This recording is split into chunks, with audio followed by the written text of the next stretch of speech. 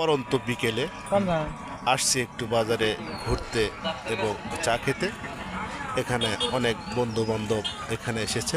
আমরা একটু চা স্টলে বসবো, চা খাবো, একটু মজা করব। এখানে আমাদের বাজারে একটু ঘুরতে এসেছি।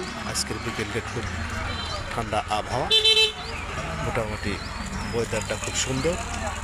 এই জন্য একটু আসলাম বাজারে ঘুরতে এবং বন্ধু বান্ধবের সাথে অনেকদিন পরে একটু সাক্ষাৎ করব, এই জন্য এসেছি। এখানে ছোট ভাইটাই সব ভাই ব্রাদার আছে।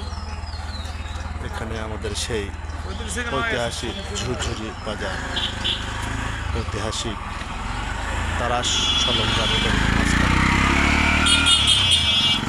আছে।